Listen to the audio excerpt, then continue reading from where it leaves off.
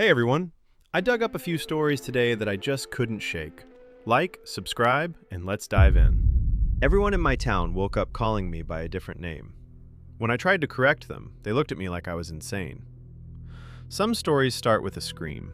Others start with a cup of coffee on a Tuesday morning. This is the latter kind, the slow burn horror of a normal day that suddenly isn't normal anymore. Our original poster has lived in Millbrook, Vermont for 23 years. They know this place. They know everyone.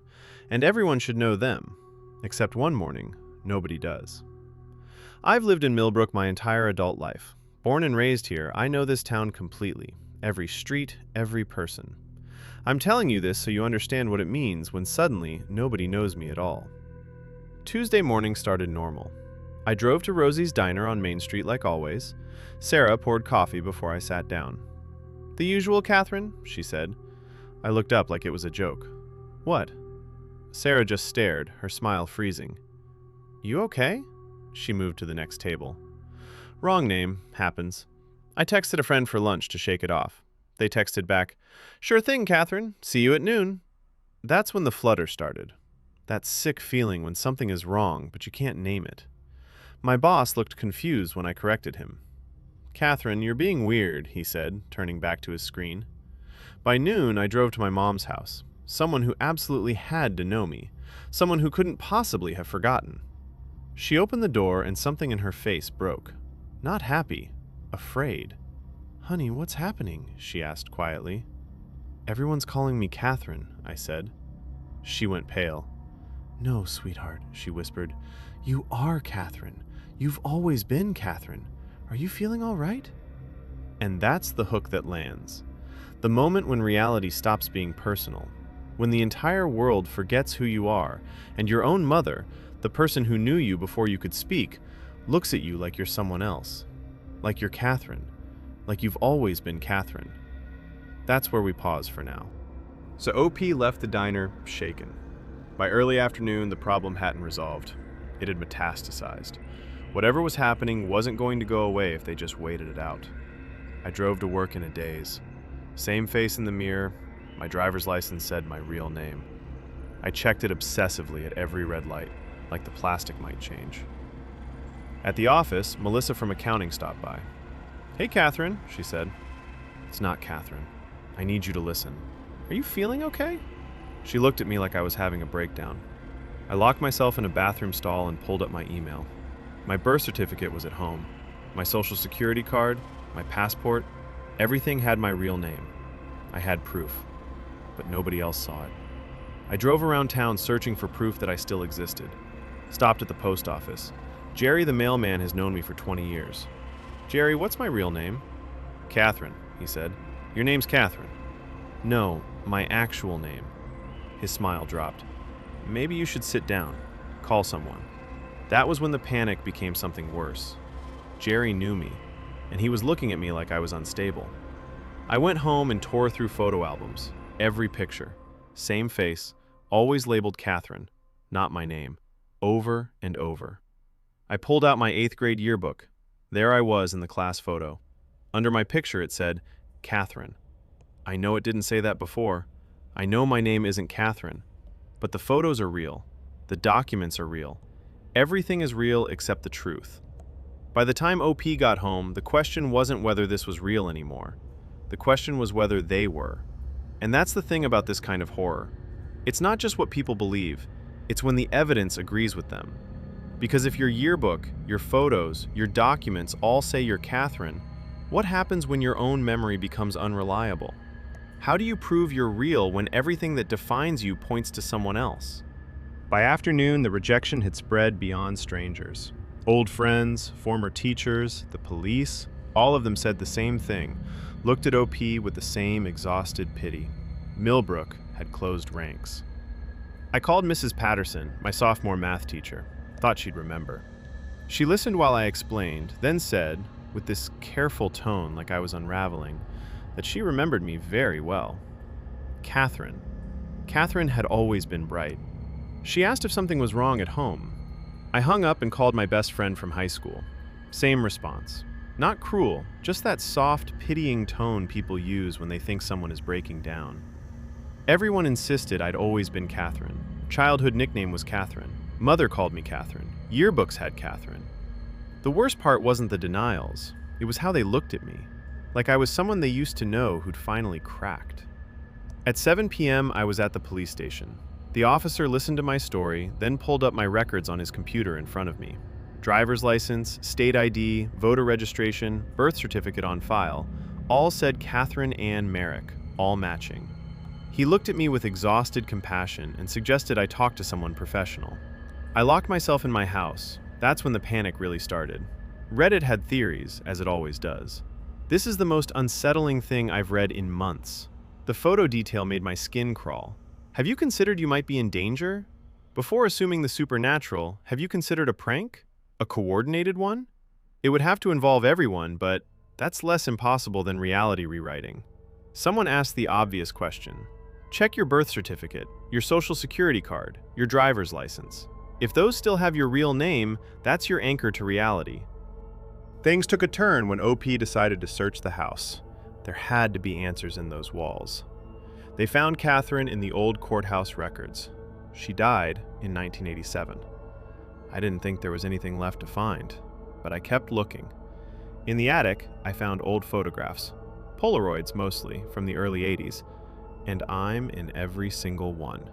Same face, wearing clothes I've never owned, standing in rooms I don't remember. But the timestamps are wrong. These were taken between 1979 and 1985. I was born in 1997. The handwriting on the back of each photo reads the same thing over and over. Catherine, Catherine, Catherine. I showed them to my mom. Her face went completely white. She didn't want to talk about it, but I kept pressing. Finally, she broke. Catherine was her sister, my aunt, who died in 1987 at age 17. A car accident. I went to the courthouse records this morning. Catherine Marie Holloway, born 1970, died 1987. My mother wasn't lying. But here's the thing. The death certificate shows Catherine died 3 months before I was born. My birth certificate shows my name is completely different from what everyone in town is calling me. When I looked at the county records from 1997, my name on the document was smudged, like someone went through with a pencil eraser over and over again until the ink was almost unreadable. The comment section absolutely spiraled. People were making connections. The fact that everyone agreed on the same name simultaneously suggests this isn't mass delusion. Something else is happening here. This reads like a Twilight Zone episode. Are you still in that town? Please tell me you left. Right? If I were her, I'd be in my car driving east by now. No stops, no looking back. Staying in a place where literally everyone has flipped the script on your identity is psychological torture. The fact that she's still there posting from the town is somehow worse. This is where it hits. OP isn't dealing with mistaken identity anymore. Something in reality has shifted, and the photographs are proof it didn't start today. By the end, the memory started to fray at the edges. OP's thoughts became fragmented, desperate. The erasure was accelerating. OP came back a week later with a single post. Everything changed. They found Catherine in the old courthouse records. She died in 1987. I can't remember my mother's maiden name anymore. This morning I found my driver's license. It says Catherine. My handwriting is on the back with notes I don't remember writing. Last night I tried to remember my childhood bedroom, and I saw Catherine's room instead. Pink wallpaper. Mine was blue. I'm sure it was blue. Then Carol from the Historical Society reached out with something from the courthouse files. Catherine Marie Henderson, born 1962, died June 14, 1987, in a car accident on Route 7. Funeral June 19, all recorded. There are photographs. Catherine at her high school graduation in 1980. Catherine at the Millbrook Fair in 1985. Catherine in front of our house in the summer of 1986. Catherine dead for 39 years. The girl in those photos looks like me. She has my face. The same scar on her left knee. How? I remember getting that scar, but I also don't anymore. When I asked Carol if anyone had ever known me by any other name, she just looked confused. She said no. Everyone here has always known me as Catherine. I think Catherine never left. I think she's been here all along. I don't know what I am. That was the real horror of the post. Not speculation, not theories, absolute documented proof. And the comment section absolutely filled with dread. Small towns keep secrets. This feels like something buried a long time ago is trying to surface. The photographs are key. There's a particular horror in being unmade by consensus reality, not by force, but by an entire town deciding who you are while you still exist, being written out of existence from the inside out. On to the next one. My online friend of 5 years just showed up at my grad school with photos of my apartment building. 23-year-old female. Some friendships thrive in the distance and anonymity of the internet. You feel safe. You think you know someone without ever actually meeting them, until one day they show up in person and smile like they've known exactly where you were all along. I've been talking to this guy for about 5 years. We met on a Discord server for retro gaming, just a casual community discussing old games like Nintendo and Sega. We clicked immediately and started direct messaging. Those conversations turned into hours-long talks about life and relationships. I felt like I could tell him anything. Over time, he became one of my best friends. I'm 23, an environmental science grad student in my first year. I moved across the country for school, and I'm living in a small studio apartment near campus. He always seemed interested in the details of my life, where I went, what I did. Looking back, that set him apart from my other friendships, specificity of his questions. But I figured he was just caring. We never video called, never used real names, never exchanged personal details. Then last weekend, he texted saying he was in the city and wanted to meet. After 5 years, I thought, why not? I suggested coffee at a cafe near campus, somewhere public and safe. That Saturday, I walked in and spotted him. He was already there, watching the door. The second he saw me, he smiled, not nervously, but like he'd expected this moment. I sat down.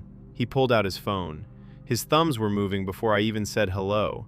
He turned the screen toward me. "Look at these," he said. The first photo was my apartment building. The second was zoomed in, third-floor windows, my windows. My bedroom window, visible and clear. I felt my stomach drop. Everything went quiet. And that smile, that knowing smile. Because those photos meant something that 5 years of distance and anonymity had been carefully hiding. This is what it feels like when your entire world shifts. When someone you trust completely becomes someone terrifying. So she met him, in person. And within minutes, everything changed. The first photo came up fast, casual, like he was just showing her vacation pictures. He pulled out his phone and I watched him scroll. Front of my apartment building, side entrance, the mailbox I check every other day, the street corner where I buy coffee on Tuesdays, the bodega's awning visible. My stomach tightened with each image. "How did you get these?" I asked. He just smiled, kept scrolling. My building at dusk, lobby lights in the glass, the street corner from another angle, the dry cleaner, the bench where I sit. Then he tilted the phone toward me. It was me. From behind, maybe 30 feet away, backpack on my shoulders, laptop sticker visible at the pack's edge, walking toward my building. I knew exactly when I'd worn that jacket. "I've been planning this for a while," he said. His voice was calm, matter-of-fact. "I wanted to finally meet you." My hands went numb. The coffee shop felt too small and too loud. I stood up and the metal chair scraped hard against the tile. Heads turned. He was still watching, not upset, not shocked, just watching. Like he was curious what I'd do next. I walked out, didn't say goodbye. By the time I hit the street, I could feel him watching, eyes on my back. 5 years of conversations with someone I'd never actually known. And that walk home was when the real horror began. She got back to her apartment, locked every door, and then made the worst decision of all. She sat down and started reading through their entire 5-year message history again. But this time, everything looked different. Every comment, every question, every supposedly casual observation, it all took on a completely new meaning. And she started to see the pattern. The walk home is a blur. Every lock gets checked twice. The front door, the bedroom, the windows. She sits down at her laptop with her heart pounding. I started from the very beginning. Messages from years ago I'd completely forgotten about. And I found them. Things that made my skin crawl. There was this text at 7:14 a.m. one morning, way back. "Hope you slept well last night, Smilly." Just a normal check-in, right? But that was the same morning I went to a cafe I'd never mentioned to him. Not once. I just decided to go. How could he have known I even woke up that morning, unless he was watching? Then, 3 days later, a message. "You must love that cafe. You go there so often." I'd been there twice. I'd told him nothing. Nothing. I scrolled further. "You were late getting home yesterday. Hope your day wasn't too stressful. You seem tired this morning." Messages about my laptop sticker, the one I'd only added 2 weeks before. "That sticker suits you. When did you get it?" Every single one of these moments, I'd read them and thought he was just being a good friend, remembering things about me, caring. But now I could see the threads connecting. He wasn't remembering. He was watching. He had always been watching. My stomach was in my throat. What else did he know? The comments section absolutely lost it. "This is absolutely terrifying. Please check if your apartment has hidden cameras or if he's done anything else to your home. He had photos from multiple angles inside your building." 5 years of grooming. He spent 5 years building trust online while surveilling you offline. This is textbook stalking and abduction risk behavior. Please get a restraining order immediately if you haven't. You mentioned he didn't explain how long he'd been watching. Did he text you after you left that day? He texted about an hour later. "Sorry if I scared you. I didn't mean to come on so strong." As if showing up with surveillance photos is coming on strong. I didn't respond. Campus security told me not to engage, and I blocked him immediately after copying everything for police. OP came back a few days later with an update, and something crucial had clicked. He was arrested 3 days ago, and I just found out why he targeted me. I spent all night going back through our conversations with completely new eyes. Every message, every casual comment I'd taken at face value. I started comparing his timestamps to when I was actually home, where I was actually at. November 14th, 10:47 p.m., he texted, "You must have been late getting home tonight." That was the exact night I stayed at the library past closing for midterms. I never told him that. How could he know? Then the Thursday mornings. For months he'd say things like, "You always seem happier on Thursday mornings, don't you?" I'd never mentioned Thursday mornings, but every Thursday I study at Riverside Park, same bench by the water. He couldn't have known unless he watched me build that routine.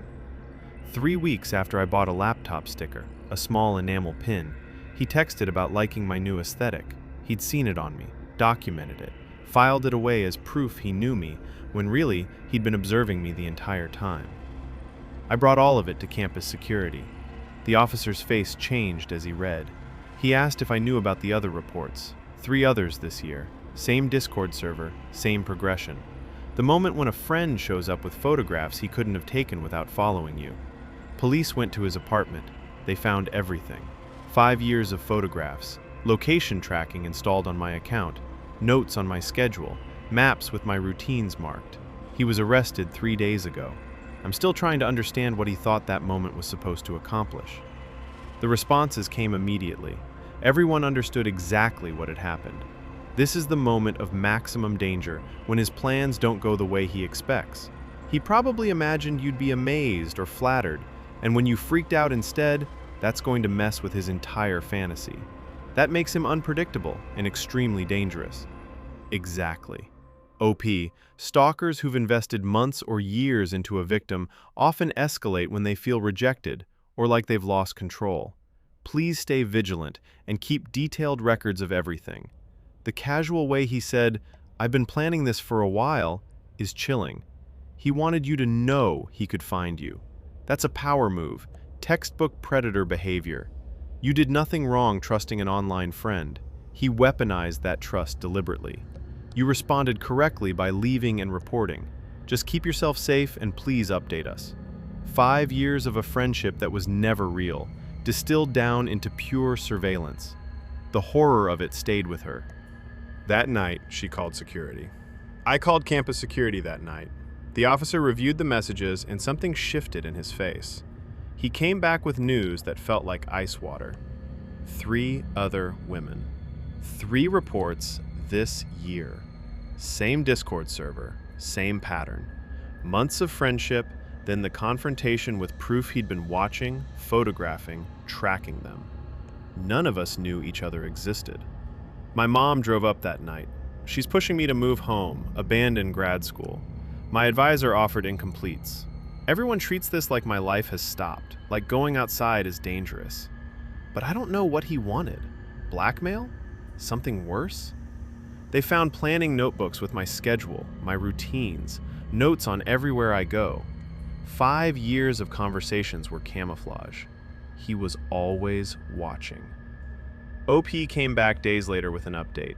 He was arrested 3 days ago, and I just found out why he targeted me. Police arrested him Tuesday. A detective called to explain. He was targeting environmental science students. He had a list with names, photos, locations. I was 5th.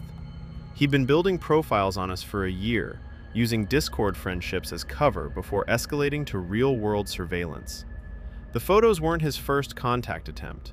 There were Discord messages I'd missed, subtle comments that looked like normal conversation. He was testing us, seeing how much we'd share, how often we checked in, whether we'd admit to being alone. The hardest part is that I trusted him. That trust was his weapon. No guns, just 5 years of friendship and complete access to my life. If campus security hadn't been called when they were, things could have ended differently.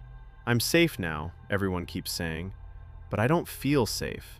I feel like someone saw me completely, and I never knew he was looking. The comments hit different on this one. Do not go home alone. Do not vary your routine unpredictably. That actually makes it easier for him. Stay in populated areas with friends.